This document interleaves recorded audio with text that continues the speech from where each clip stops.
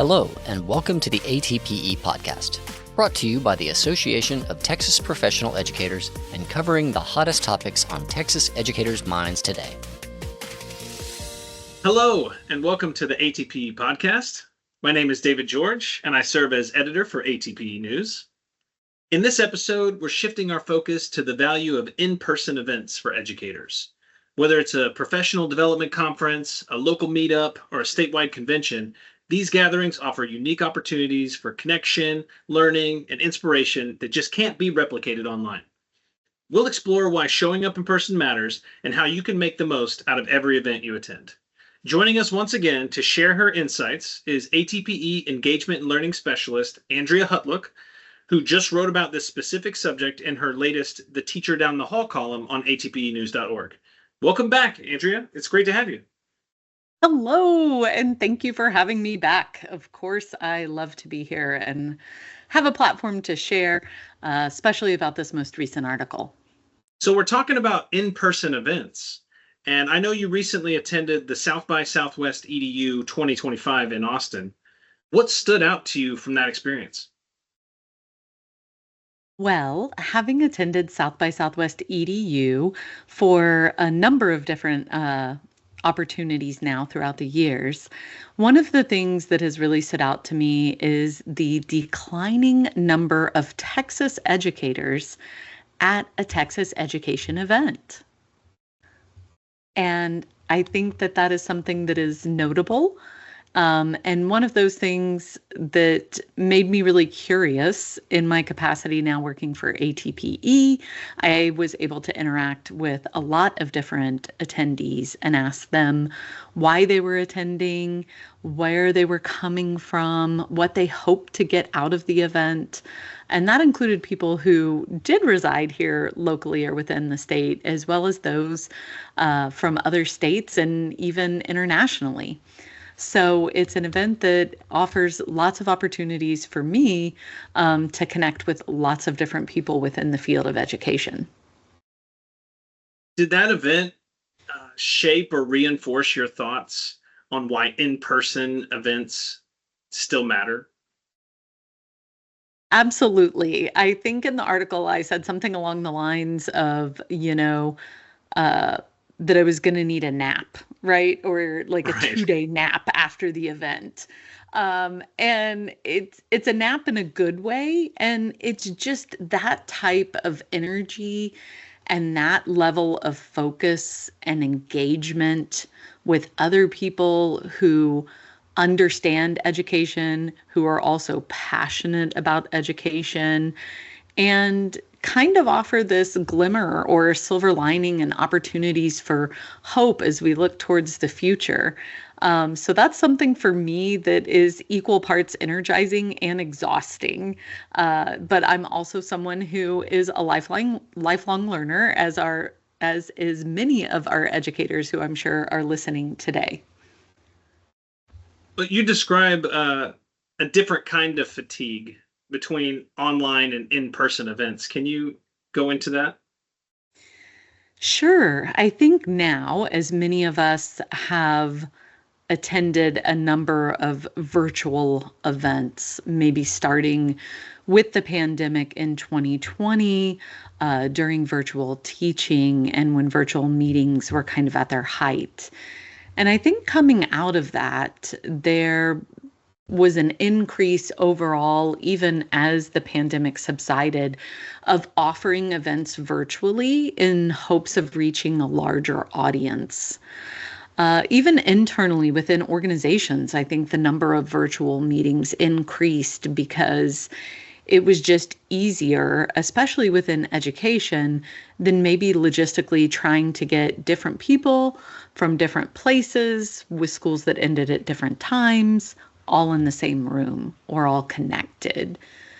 But I think what happened along with that is that we ended up with this kind of virtual event or online fatigue in which we mentally are trying so hard to focus in and engage on what is being discussed or what is being presented, while at the same time having to be a much more passive consumer. And when your camera's off and eyes aren't on you, if you're anything like myself, you might be looking at trying to do a little multitasking, and suddenly something is staring at you from across the room, whether it's a stack of ungraded papers or a stack of unfolded laundry if you're at home. And so I think those things take our attention away from being fully present. And in one aspect, maybe we're more productive in terms of getting through an agenda, but overall, I think there's less spontaneous conversation. There's less likelihood that somebody speaks up and asks an engaging or curious question. There's not an opportunity for those side conversations where somebody may reach over next to them and whisper, did you hear what he just said? Are we on the same, hearing the same thing? What do you think about that? And it's those sort of interactions that are just very different. And so it really is a missed opportunity with online events. And very different from that fatigue that I described earlier that happens from really being in a room full of people where you are energized and trying to make the most of the learning, and where you have all that choice and all that autonomy at something like a conference to really curate your own schedule with what you're interested in. And you don't have that opportunity in a lot of virtual events. You're not curating the content of an entire online conference in the same way that you are an in-person event. Yeah, there's a big difference in terms of energy and engagement, I've noticed. With so many virtual options now, what do you think is the unique value of showing up in person?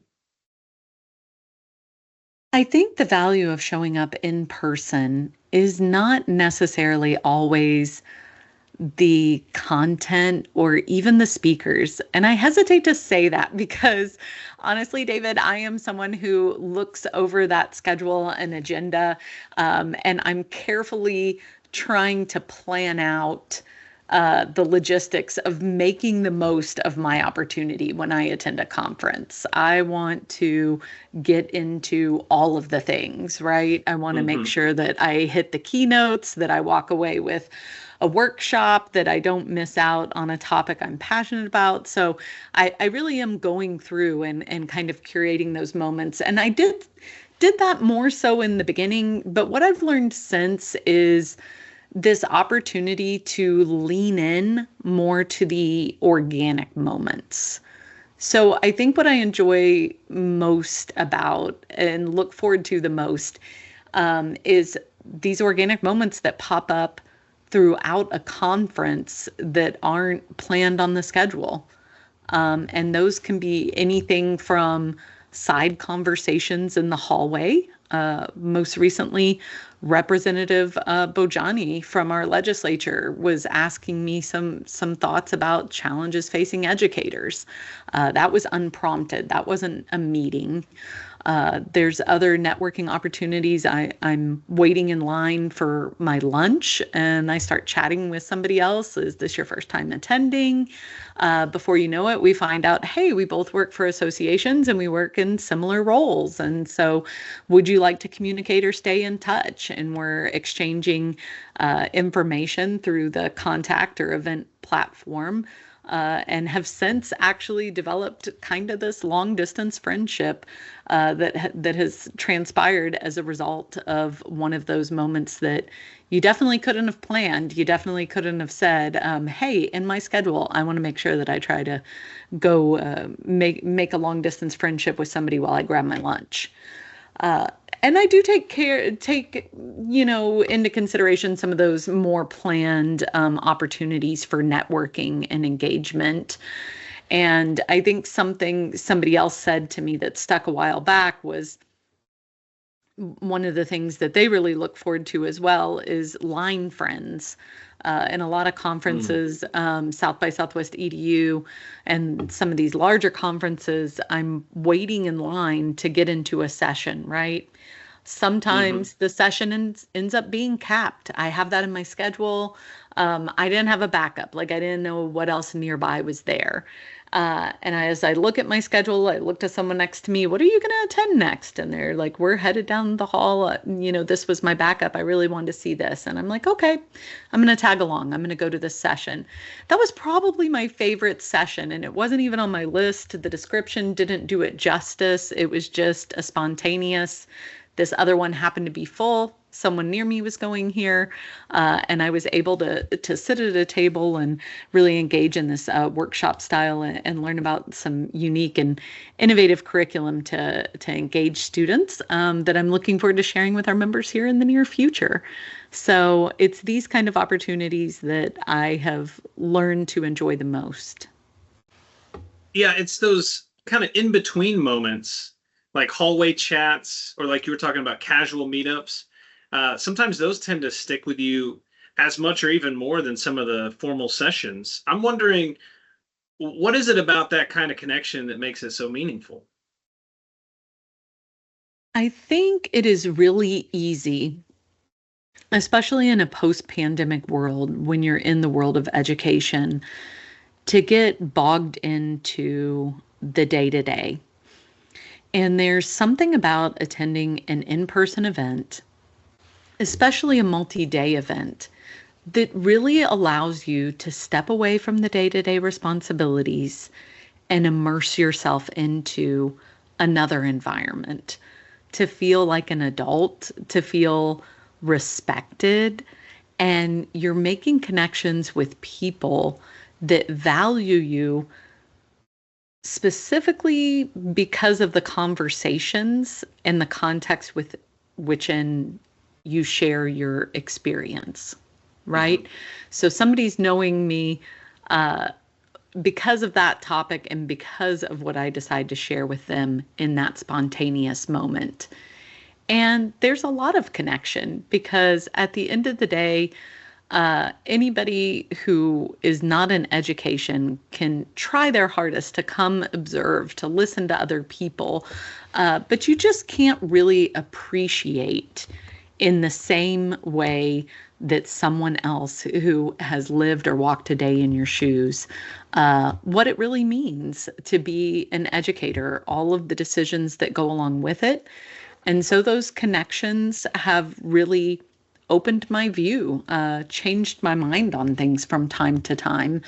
It's allowed me to really value multiple perspectives on issues that I hadn't even considered because I was so ingrained or immersed in my day-to-day life and my position within the classroom.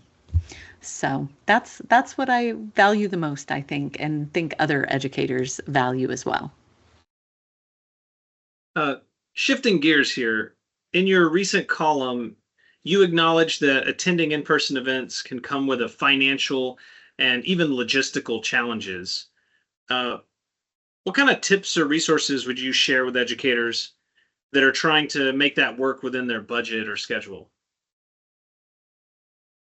Yeah, let's get real, David. I mean, we're in Texas. Many of our school districts are experiencing deficit budgets.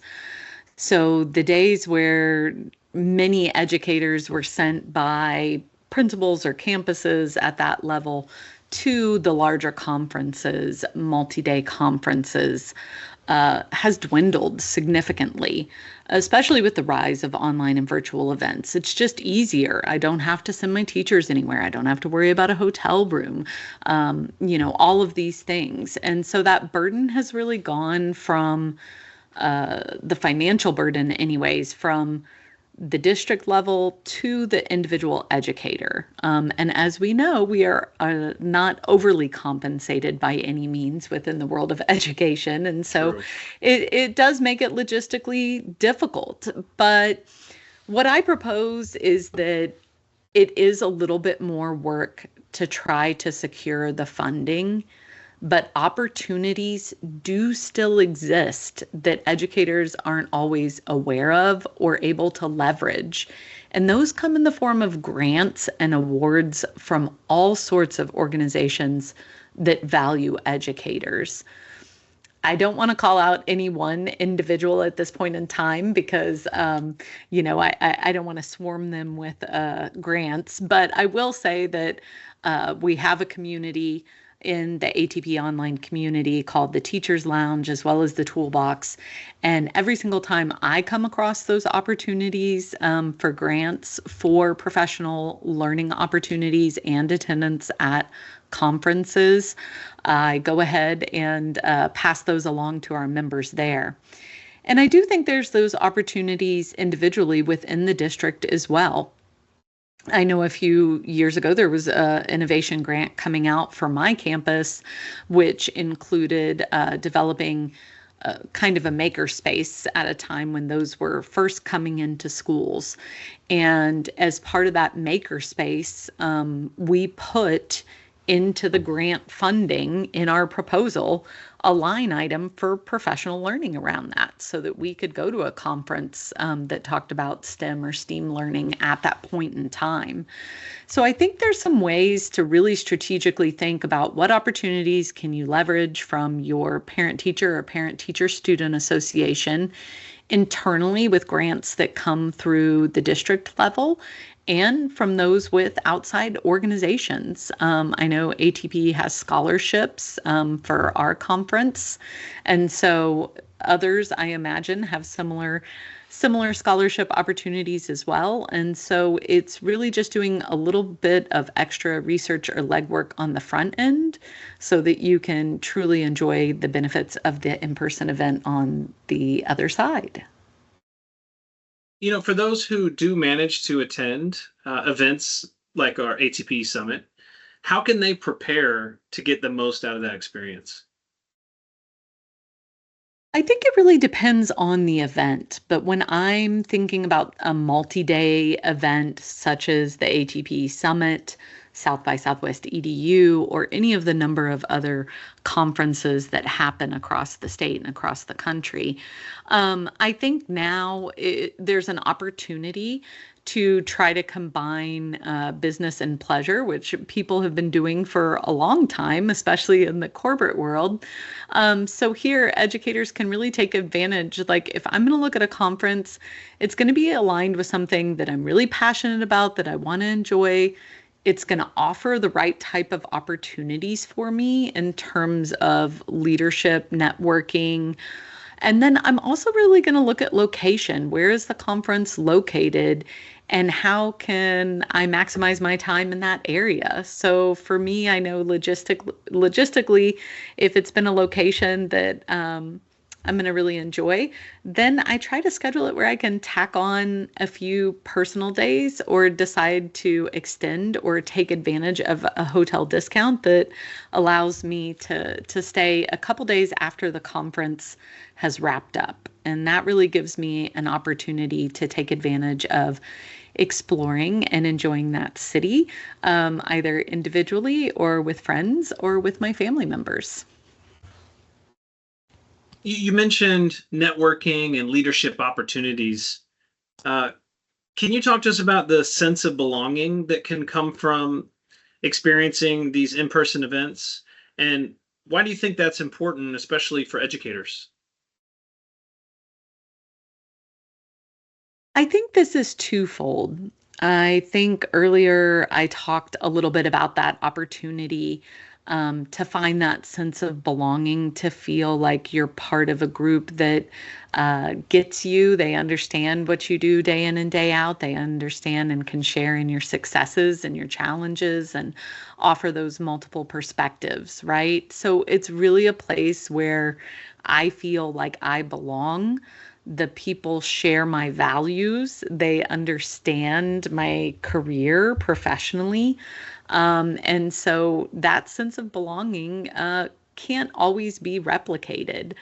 I think it's especially important if you feel like you're an outlier, which can happen. Maybe I'm at a campus where they may get the challenges and what I'm doing day in and day out there, but they may not necessarily be somebody who shares my specific values or my same philosophy about how I teach within my content area or within the extent of, my educational philosophy, that not being shared. And I think there's something to say for, finding someone else who shares that same philosophy, respects that, and can act as a thought partner, can make you feel seen, make you feel like, hey, I may not be doing the same thing as everybody else in my building, but it doesn't mean my teaching is any less effective. I think that sense of belonging for me is because even though more so now than traditionally in education, uh, my classroom was not the quiet class, right? I had control of my classroom. We were productive, but it was not the quiet class. We were busy. Students were up and moving and doing things. And so sometimes it didn't have that picture of that traditional classroom of students seated and, paying attention with an instructor centered at the, front of the room.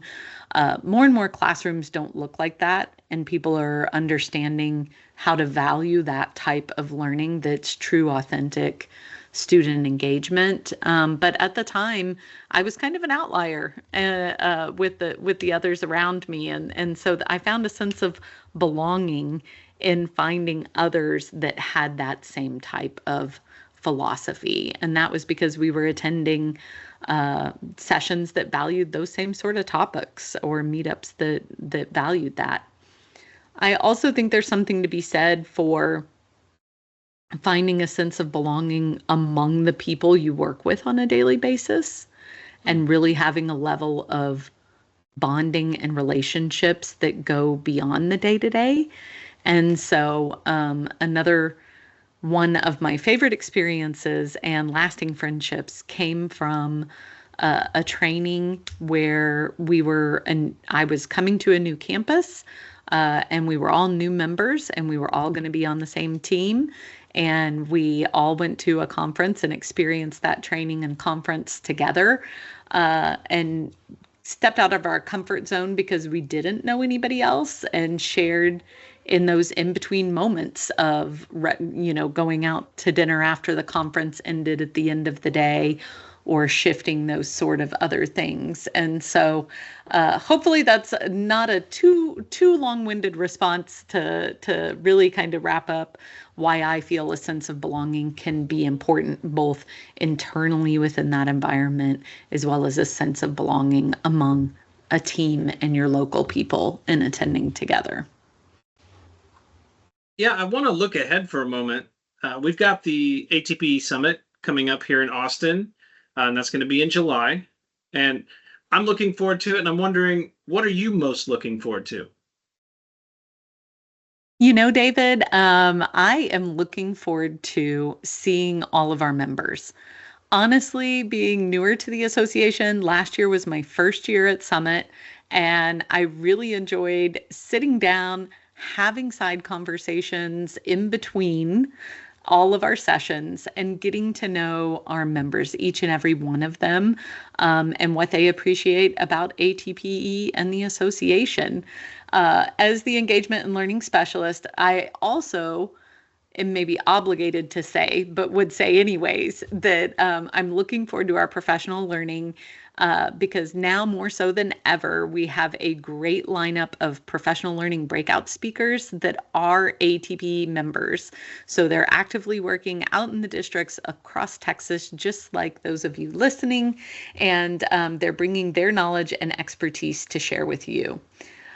So all of that to say, I hope that they will be joining us here in Austin, and I hope if they see me that they will definitely grab me, let me know that they heard me on the podcast, and share with me some of their favorite in-between moments that they're experiencing throughout the event.